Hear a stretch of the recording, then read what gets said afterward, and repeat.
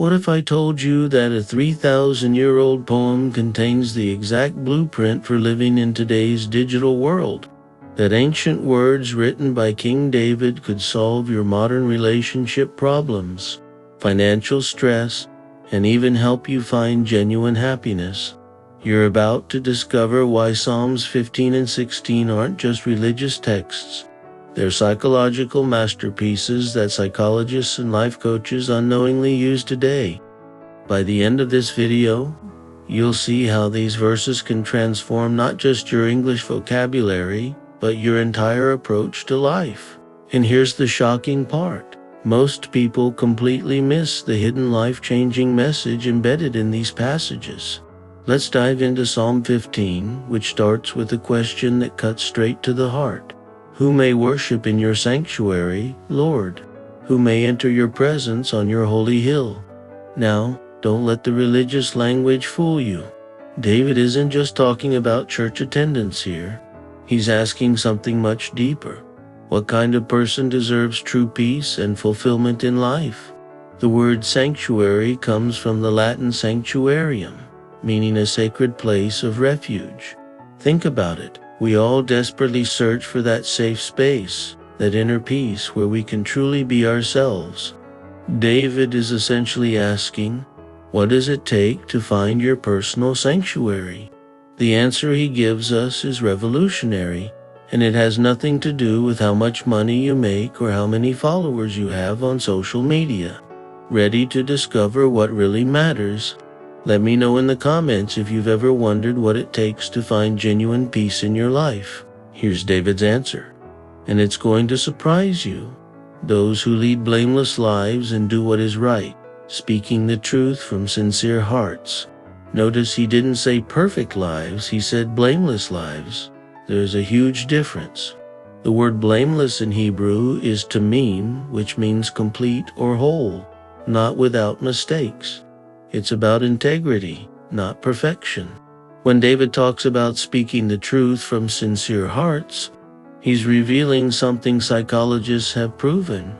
Authenticity is the foundation of mental health. Studies show that people who can't be authentic experience higher levels of anxiety and depression. The phrase sincere hearts literally translates to hearts without deception, even to yourself. This means being honest about your strengths and your weaknesses. In our Instagram perfect world, this ancient wisdom is more relevant than ever. How many times do we pretend to be someone we're not, just to fit in? David is telling us that real fulfillment comes from radical honesty, starting with ourselves. Have you ever felt exhausted from pretending to be someone you're not? Now comes the practical application. Those who refuse to gossip or harm their neighbors or speak evil of their friends. This verse is basically ancient advice about toxic communication, and it's incredibly relevant today. The Hebrew word for gossip here is regal, which means to spy or slander. Social media has turned us all into potential gossips, spreading rumors and judgments about people we barely know. But here's what's fascinating. Research in neuroscience shows that gossiping actually rewires your brain to focus on negativity. When you constantly talk about others' failures and mistakes, your brain becomes programmed to see problems everywhere. David understood this thousands of years ago. He's not just giving moral advice, he's giving us a mental health strategy. When you refuse to participate in negative talk about others, you're literally training your brain to see the good in people and situations. This doesn't mean being naive.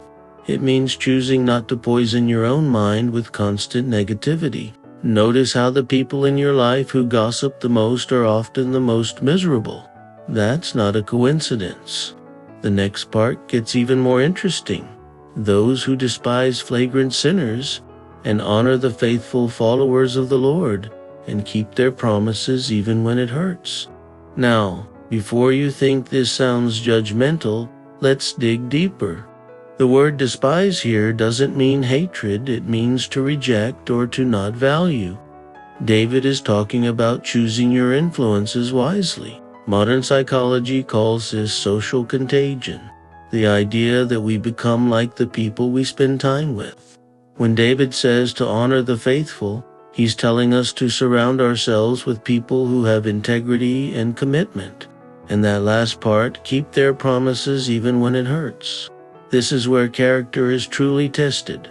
Anyone can keep promises when it's convenient, but what about when keeping your word costs you something? When being honest might hurt your reputation? When staying loyal isn't popular? This is where you discover who you really are.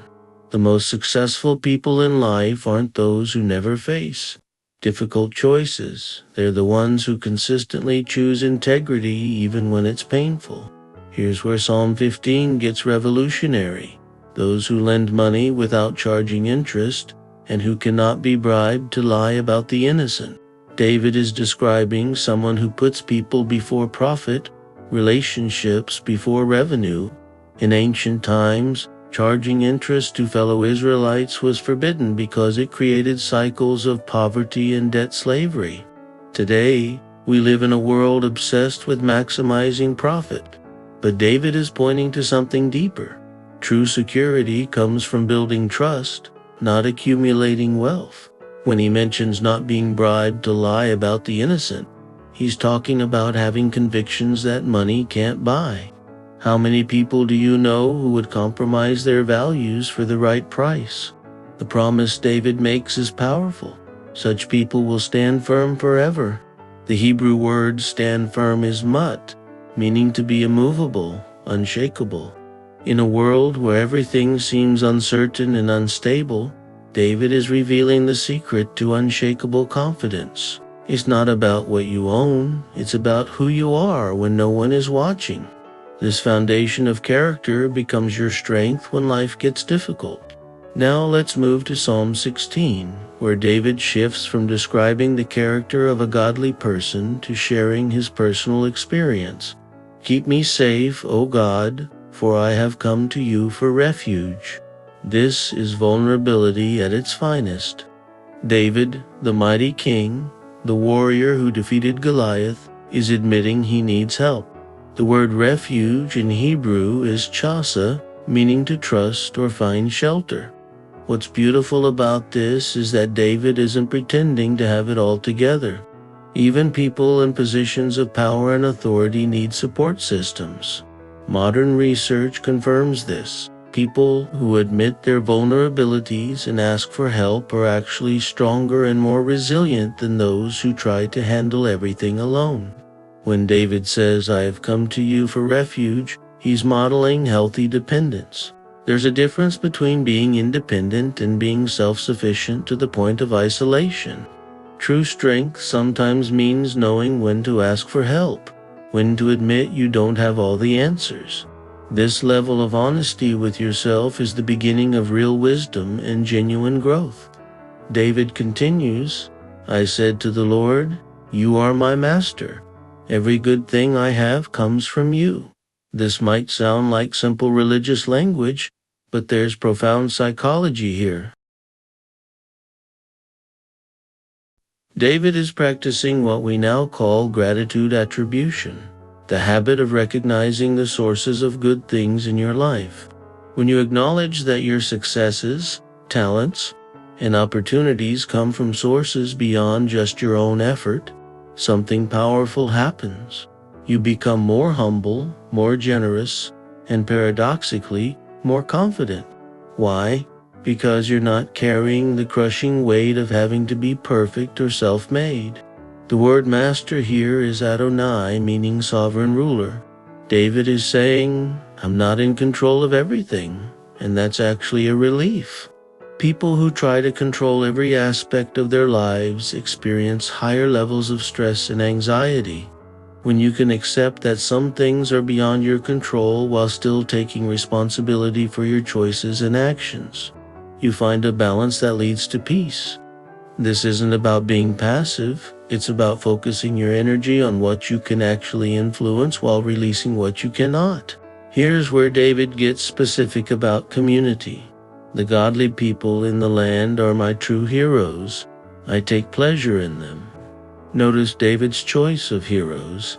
In a world that celebrates celebrities, athletes, and wealthy entrepreneurs, David finds his inspiration in people of character.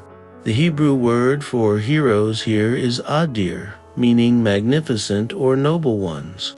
David is saying that the people who impress him most are those living with integrity, kindness, and faithfulness. This reveals something crucial about happiness. We become like the people we admire.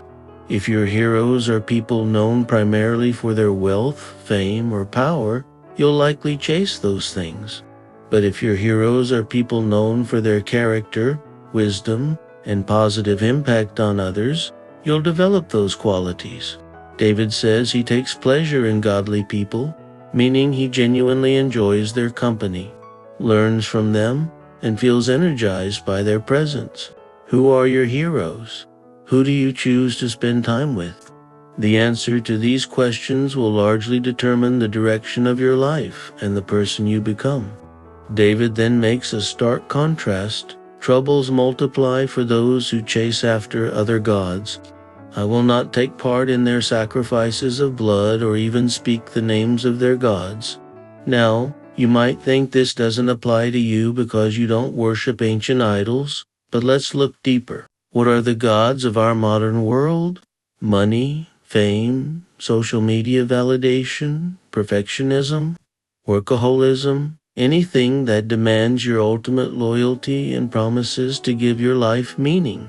David observed that people who chase these false promises end up with multiplied troubles.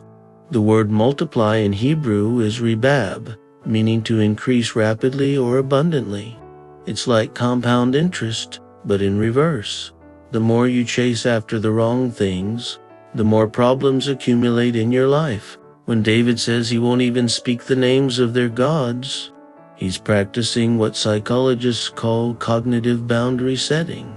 He's refusing to give mental energy to things that would pull him away from what really matters. In our distraction-filled world, this is incredibly practical advice. What false promises are you chasing?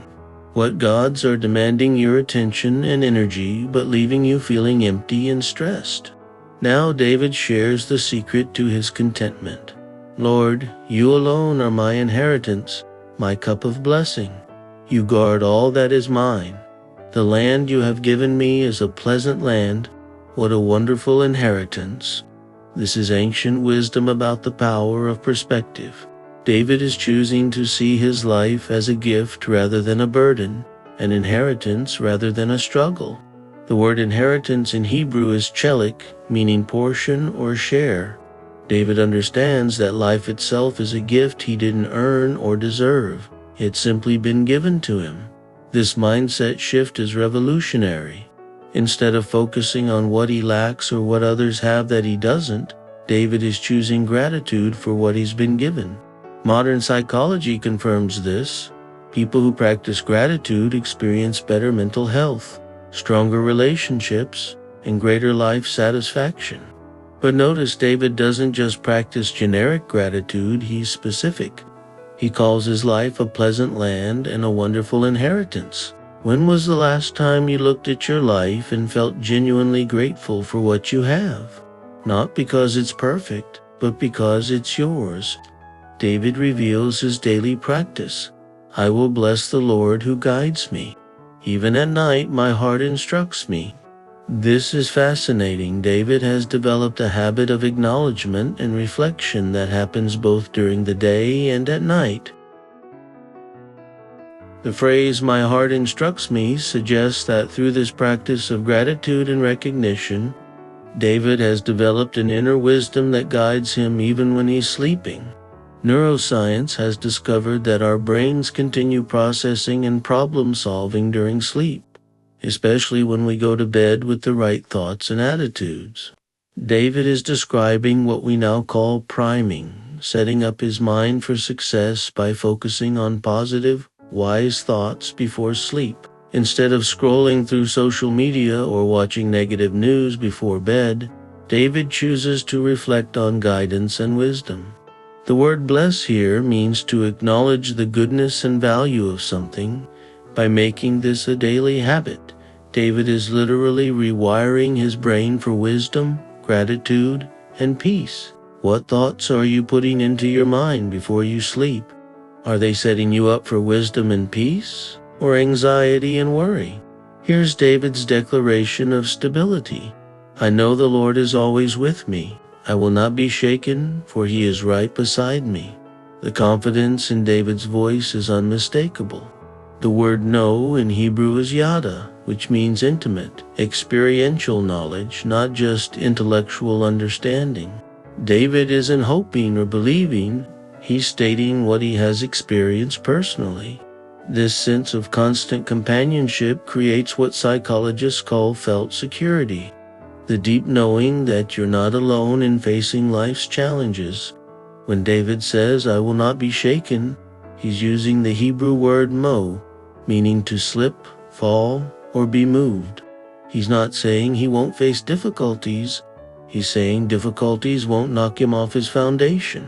This kind of confidence doesn't come from external circumstances being perfect. It comes from having an unshakable core that remains steady regardless of what's happening around you. People with this kind of stability become refuges for others, sources of calm in the midst of chaos. They're not dependent on everything going their way to maintain their peace and confidence. David's joy becomes contagious. No wonder my heart is glad, and I rejoice. My body rests in safety. Notice the progression here. It starts in the heart, emotions, moves to rejoicing, expression, and ends with physical rest, the body. David is describing integrated wellness. When your emotional, spiritual, and physical health are all aligned, the phrase no wonder suggests that given everything David has just described about his foundation, values, and sense of security, joy is the natural result. It's not forced or fake. It's the organic outcome of living with integrity, gratitude, and trust. The word rejoice in Hebrew is gil, meaning to spin around with joy. It's not just happiness, it's celebration. And when David mentions that his body rests in safety, he's describing the physical peace that comes from emotional and spiritual security. Stress, anxiety, and fear create physical tension and health problems. But when you have the kind of foundation David describes, your body can truly rest. This isn't just about sleep, it's about living without the constant tension that comes from insecurity, dishonesty, or chasing after the wrong things. David concludes with perhaps his most powerful statement, "For you will not leave my soul among the dead or allow your Holy One to rot in the grave. You will show me the way of life, granting me the joy of your presence and the pleasures of living with you forever." This isn't just about life after death. David is talking about being fully alive right now. The phrase among the dead can refer to people who are physically alive, but spiritually, emotionally, and mentally dead inside. David is confident that he won't become one of those people who goes through the motions of living without ever really experiencing life. When he mentions the way of life, he's referring to a path that leads to genuine vitality, purpose, and joy. The word pleasures might surprise you. It's the Hebrew word niam, meaning delights or beautiful things. David isn't describing a boring, restrictive religious life. He's talking about a life filled with beauty, joy, and genuine pleasure. This is the ultimate promise. When you build your life on the foundation David describes in these Psalms, you don't just survive, you thrive. You experience life as it was meant to be lived. These ancient words from David aren't just beautiful poetry, they're a complete blueprint for building an unshakable, joyful life in our modern world. From choosing the right companions to practicing gratitude, from maintaining integrity to finding your true source of security, David has given us a roadmap that's as relevant today as it was 3,000 years ago. If this resonated with you, I'd love to hear which verse impacted you most in the comments below. And if you want to continue learning English through these timeless wisdom texts, Subscribe and hit that notification bell because next week we're diving into Psalm 23. And you won't believe how relevant the Lord is, my shepherd is, to managing modern stress and anxiety. Remember, learning English isn't just about grammar and vocabulary. It's about discovering wisdom that can transform your life. See you in the next video.